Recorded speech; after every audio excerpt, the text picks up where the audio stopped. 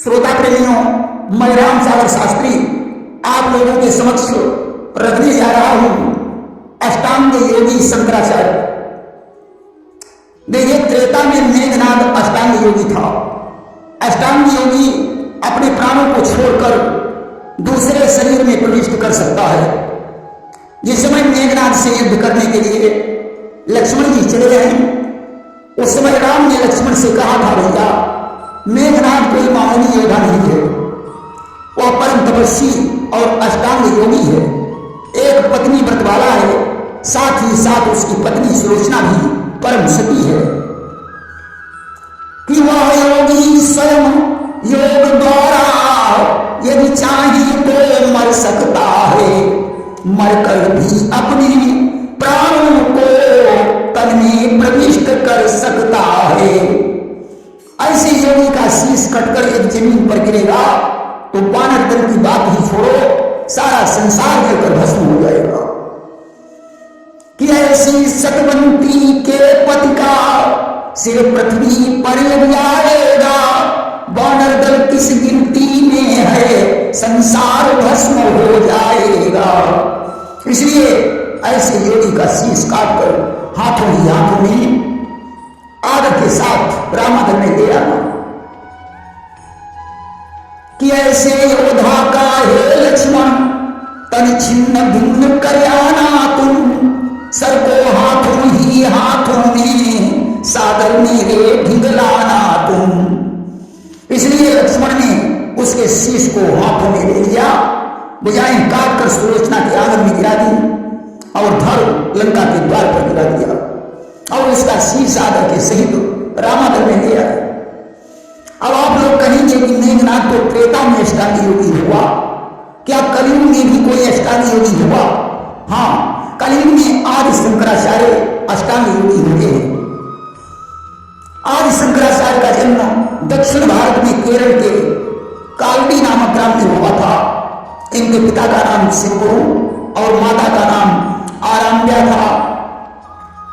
देखिए, शिवगुरु संतानहीन थे, इसलिए इन्होंने भगवान शंकर की बड़ी पूजा अर्चना की। भगवान शंकर की कृपा से इनके यहाँ एक पुत्र का जन्म हुआ। अब बहु प्रकार तीन पालन कीना और शंकर नाम तासु धरि दीना। इन्होंने उस पुत्र का नाम शंकर ही रख दिया। शंकर बड़े मेधावी थे। 2 वर्ष की अवस्था में ही उन्होंने संस्कृत का अच्छा ज्ञान कर लिया। 3 वर्ष की अवस्था होने पर इनके पिता शिवगुरु की मृत्यु हो गई। माता आर्यम्बा इनकी देखभाल करने लगी। इनका मन संसार में नहीं लगा। इन्होंने 8 वर्ष की अवस्था में माता से संन्यास लेने की अनुमति मांगी, परंतु माता ने इन्हें आज्ञा नहीं दी। एक दिन की बात है, शंकर माता के सहित नदी में स्नान करने गए। अचानक एक मगर ने शंकर के पैर को पकड़ लिया। शंकर ने माता से कहा, मां संन्यास लेने की आज्ञा दे दो, अन्यथा ये मगर मेरा पांव नहीं छोड़ेगा। विवश होकर माता ने कहा, जाओ पुत्र, तुम सन्यासी हो जाओ।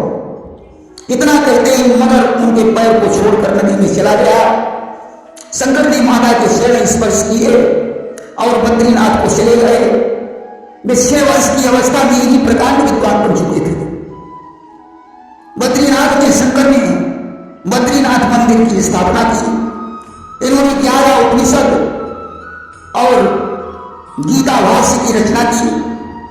भारत के चारों कोनों में इन्होंने 4 धाम की स्थापना की, क्योंकि इनके 4 शिष्य थे और वे शंकर से शंकराचार्य के नाम से भारत में विख्यात हो गए। इन्हें शिव का अवतार माना जाता है। एक बार मंडन मिश्र नामक ब्राह्मण, जो बड़े कर्मकांडी मीमांसा शास्त्र के ज्ञाता थे, जिन्हें ब्रह्मा का अंशा अवतार माना जाता है, उनके साथ शंकराचार्य का शास्त्रार्थ हो गया। मंडन मिश्र शास्त्रार्थ में निरुत्तर हो गए और शंकराचार्य के शिष्य बन गए। कवि ने लिखा है कि बिन सत्संग न हरि कथा, तेहि बिन मोहन भाग, मोह गए बिन राम पद, होई न दृढ़ अनुराग। बिना सत्संग के भगवान की कथा नहीं प्राप्त होती और बिना कथा के मोह दूर नहीं होता। बिना मोह के छूटे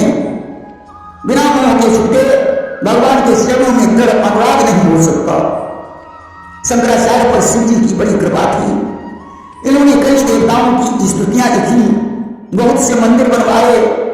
शिव और विष्णु दोनों से इन्हें अनुराग था। शंकराचार्य ने बहुत से विद्वानों को शास्त्रार्थ में पराजित किया। आज तो उन्होंने मिलकर विचार किया कि शंकराचार्य बाहु ब्रह्मचारी हैं, इसलिए ये काम विषयक प्रश्नों का उत्तर नहीं दे सकते। विद्वानों ने मंडन मिश्र की पत्नी को आगे किया और बोले कि आप इनके साथ शास्त्रार्थ करें। मंडन मिश्र की पत्नी ने उनसे काम विषय प्रश्न पूछे। शंकराचार्य ने कहा, देवी, इन प्रश्नों का उत्तर देने के लिए मुझे थोड़ा अवकाश देना पड़ेगा। अवकाश लेने के काफी समय बाद उन्हें पता चला कि राजा अमरूद की मृत्यु युवावस्था में ही हो गई है। आज तो उन्होंने राजा अमरूद के मृतक शरीर में प्रवेश किया और अपने शरीर की रक्षा का भार शिष्यों पर छोड़ दिया। इससे पहले उन्होंने मोह मुद्गर नामक ग्रंथ की रचना करके शिष्यों को पढ़ा दी थी और उनसे कहा था कि अगर मैं राजा बनकर विषयासक्त हो जाऊं तो उस समय तुम मुझे यही ग्रंथ सुना देना, मैं पुनः उस शरीर को छोड़कर अपने शरीर में चला जाऊंगा। आज तो आज शंकराचार्य ने अपने शरीर को छोड़कर राजा के शरीर में प्रवेश किया। शिष्य उनके शरीर की रक्षा करने लगे।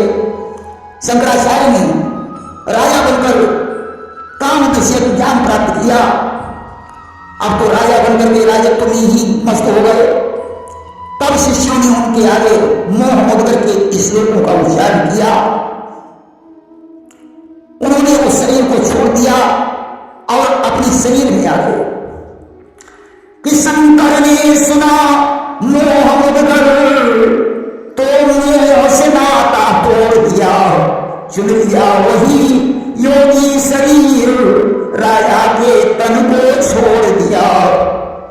इसके बाद उन्होंने काम विषय प्रश्नों के उत्तर देकर मंडन मिश्र की पत्नी को निरुत्तर कर दिया। आपको ब्राह्मणों को जब उनके इस रहस्य की जानकारी हुई तो वे राजा सहित शंकराचार्य को मार डालने का उपाय सोचने लगे, परंतु वो राजा तो मर ही चुका था। ये दूसरा राजा था जो उनका अनुयायी बन चुका था। उस समय ब्राह्मणों ने अपने गुरु को बुलाकर दोनों को मार डालने का उपाय सोचा। वे उन्हें सिद्ध के ऊपर ले गए। ब्राह्मणों का गुरु मायावी था, उसने अपनी माया का प्रयोग किया। ऐसा लगने लगा जैसे प्रलय कालीन जल छत के समीप आ लगा हो।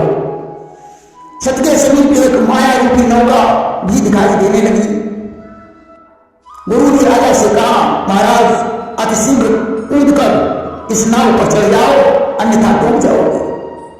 राजा कूदने के लिए तैयार हो गया। शंकराचार्य ने कहा, भैया पहले इन ब्राह्मणों को चढ़ाओ। राजा ने कहा, हाँ पहले आप लोग चढ़ी। अब तो ब्राह्मण विचार करने लगे कि अब तो दोनों प्रकार से मृत्यु आई है। अगर नाव पर नहीं चढ़ेंगे तो राजा मुझे मार डालेगा, और अगर नाव पर चढ़ते हैं तो नाव तो माया की है, छत के नीचे गिरकर मर जाएंगे। अब वह बीच देखा जब मरना, और तब ताकी रघुनायक सरना। ब्राह्मण ने सोचा राजा के हाथ से मरना ठीक नहीं है, इसलिए भगवान का नाम लेकर छत से कूदकर मर जाएंगे तो मुझे वैकुंठ प्राप्त हो जाएगा। ब्राह्मण नाव पर कूदे। वहां तो सब माया थी, जमीन पर गिरते ही उनका प्रारंभ हो गया। राजा ने शंकराचार्य की बड़ी प्रशंसा की।